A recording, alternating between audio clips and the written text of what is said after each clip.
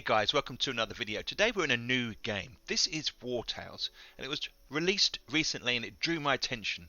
You basically lead a group of warriors across a land and you have to survive. And those survival elements are really what caught my eye. And you take on missions and encounter baddies and explore the landscape. I really enjoyed playing it, so what I thought I'd do is put together a tips video. So let's begin. Tip 1. When you first begin, you have 4 characters. If you click on the camp option or press C, it brings you to the screen and they're around the campfire. If you right click to inspect the character, on the left hand side there is a professions slot.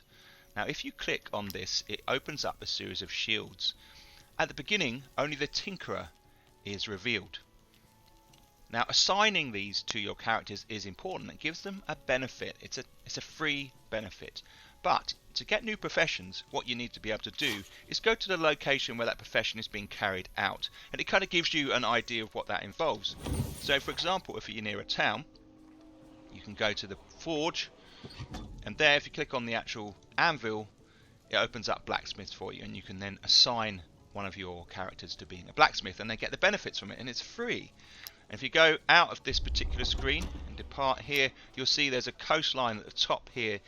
If there's a little star flashing, it indicates you can fish there, and if you go to that spot you can appoint someone as a fisherman and then they will gain benefits from that particular assignment. So it's definitely worth putting your professions in for your characters. Tip 2. Your characters, your warriors, will need to be paid. On the top right hand corner there will be an orange number appear beneath your crowns. Okay, this indicates how much wage is due for your current warriors. Now if you don't pay them, they get unhappy. All you have to do is camp, go to fire. When you sleep it will ask you to pay the wages, and you can pay it from that amount there. They will now be happy that they have their money. So one of the things you need to do is make sure you have enough crowns on your body, on your person, before you rest, because this is the time that they will ask for payment. And if you can't pay it at this point and your character's really slow down when they need a rest, then you need to sell stuff if you can reach somewhere. If you can't, then you'll have to go without paying them, and that can cause problems like defection, for example. Players may leave the party. Usually I've found the first time you don't pay, they just become unhappy. Tip 3. When you are resting, you're going to need a certain amount of food depending on how many characters you have. 6 is a normal one for when you first begin, so I need to fill the meal section with the equivalent of 6 food. So for example, some meat here, wolf meat, lovely. Some grapes, maybe some mutton, and the third tip is to include some alcohol when you sleep. Say for example some brandy here, because that gives a happiness bonus bar of 1, and that is a really useful thing. You can see that when you do that you get a buff, you get these elements there. Current is +2, +3 troop bonus, +2 well fed, +1 food. It's important to keep your troops happy, and an easy way to do that is just to include a bit of alcohol with their meal when they rest. Tip 4. You will need to recruit new adventurers at some point, and the best place to do that is at an inn or a tavern or a pub, whatever you want to call it, in a settlement. And when you go into the settlement, it gives you these options and you can click on the inn. Now it takes you inside, and then gathered around the tables there are characters that are outlined in white. You can see here these ones here, and you can talk to them, and then they will offer their services for a fee. Now I can't afford this one because I don't have enough influence, but you can inspect them. It gives you the details about the character and what you can expect, and then you can obviously match that in with your party, because you want a variety of different types of character. that can do different things. Tip 5. As you travel around the map, you will see there are resources that can be gathered. There's a little kind of star that hovers over them. You can go up to them, it will pick them up and then be added to your inventory. That was some comfrey. Now, you can use these to craft, but you can also use them to sell. And the very nature of the game is that you do need quite a bit of money to keep things operating. So, gathering these up and then selling them to travellers or at towns is a really good way to make money. Tip 6. Valor Points are crucial. You can gain them by resting and by using passive feats or skills.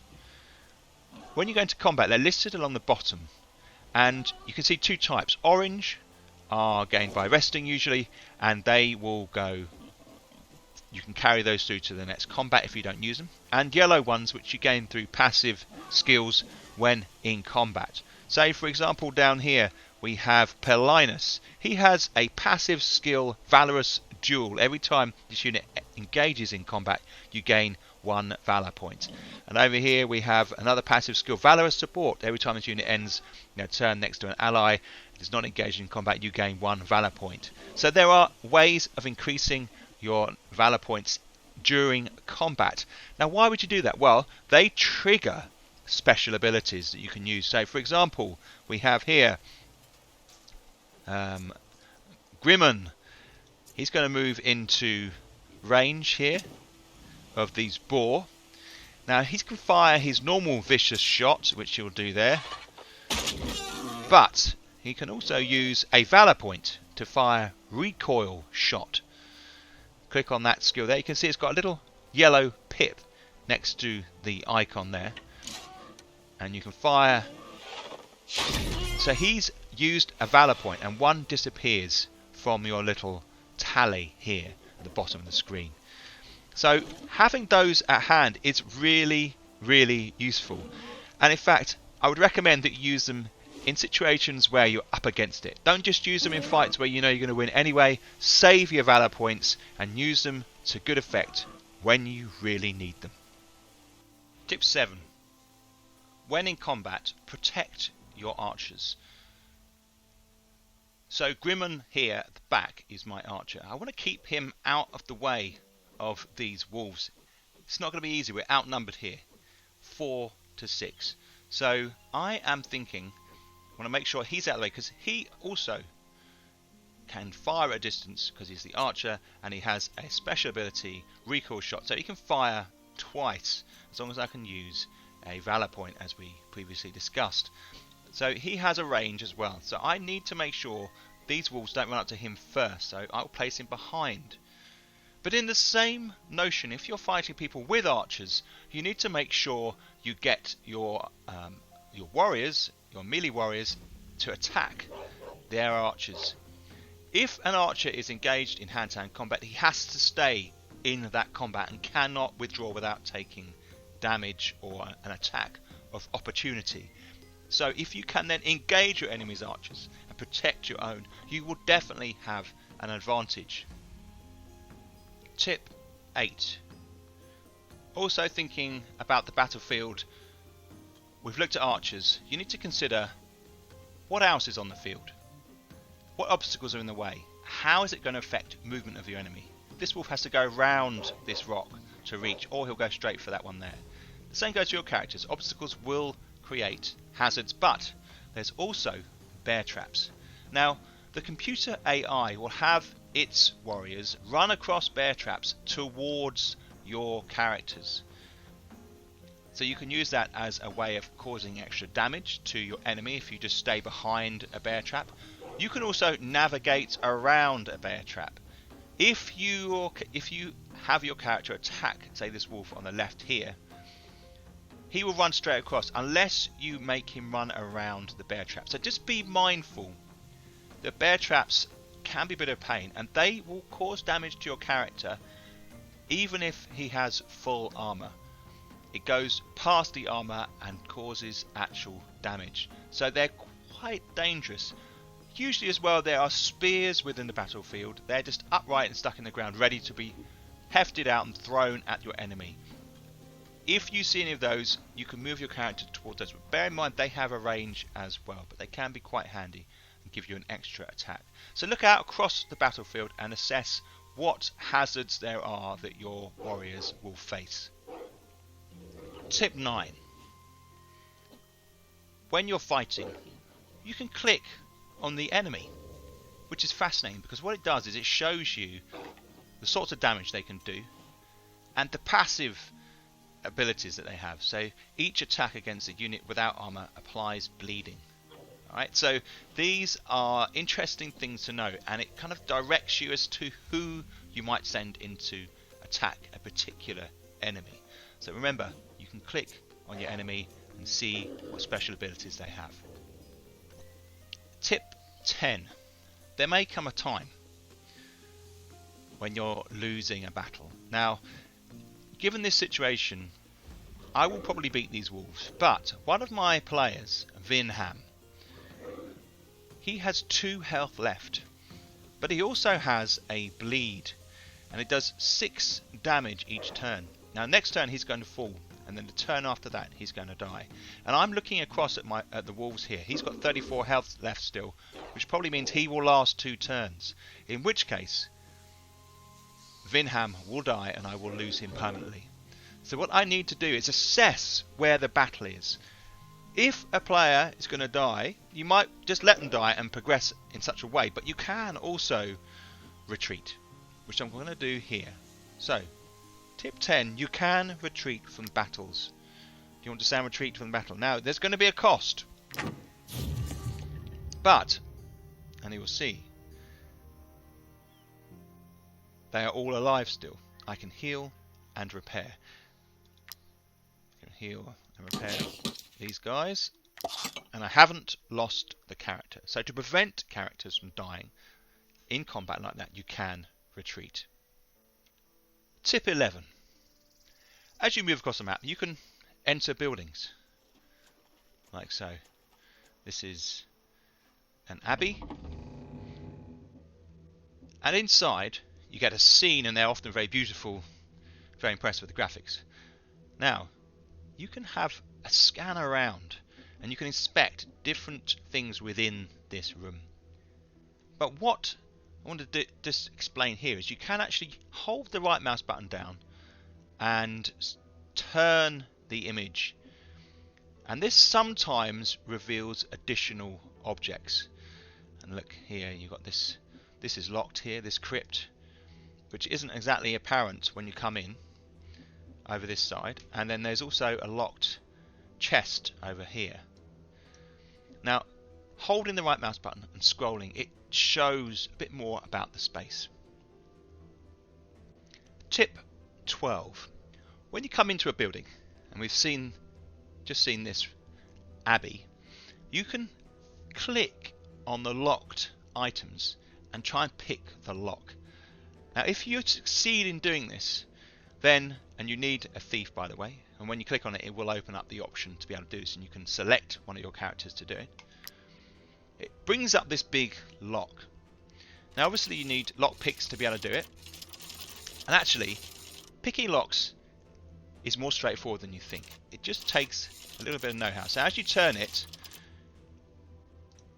and you gently click the left mouse button, if you hear a noise like that, it means the lock pick will break and you're not in the right spot. So you've got to turn the lock pick and keep pressing gently and holding the left mouse button down a bit longer. And if you get no noise, then it will pick that particular lock. That particular bolt will come across. You can hear there's a noise there when I clicked it. I'm gently, lightly clicking the left mouse button. That's not right. See, that's quieter. You need to better go all the way through. There you go. No noise. That's sounding pretty good. If I go this way, say for example, makes a noise. It's going to break it. You keep moving it around until it makes no noise as you click it. And you can pick it. Now, because we picked the lock, they don't know that I'm in that case, so I'm going to take these items. And these are valuable items you can sell or use. Very handy. Tip 13. Make good use of towns and cities in respect of repairing your items and healing your players. You need raw materials to repair your armour, and you need medicine to heal your characters. They're quite difficult to come by. But if you go to a town, you can go to the forge. If you speak to the person behind the counter here, they will offer the option to repair your items, so you don't have to use your difficult to come by raw materials, which you'll need out on journeys. And the same goes for healing. You can go to the apothecary and speak to the person there, and there'll be the option to heal your characters, and you won't have to use up your resources. That I stress will be really important for when you're out on mission deep in the countryside. Tip 14. If you're out on an adventure and you find that your companions, your adventurer's armour has been destroyed up here, its armour's fine. If that's destroyed, you can always swap it out, if you can't afford to repair it, with one that you have in your inventory. You see here, and then that awards the armour. I have found at times it is quite useful to have a spare set of armour that you can throw on one of your adventurers if you keep it in your inventory. Tip 15. You can upgrade lots of different elements of your party and the campsite. When you set up a camp, you can select your tinkerer on the workshop, and you can build a tent, for example. So we'll craft a tent. So the tent appears in your inventory here. Right click on it, and it's then placed into your camp, and you get the bonus from it. So 1 extra Valor Point after your rest, which is definitely worth it. It makes a huge difference in your combat. So guys, there's 15 tips. I hope you like them. I've certainly really enjoyed playing this game so far. If you found them useful, click the thumbs up. If you're not subbed already, it'd be good if you could. And I will see you in the next video. Thanks for watching.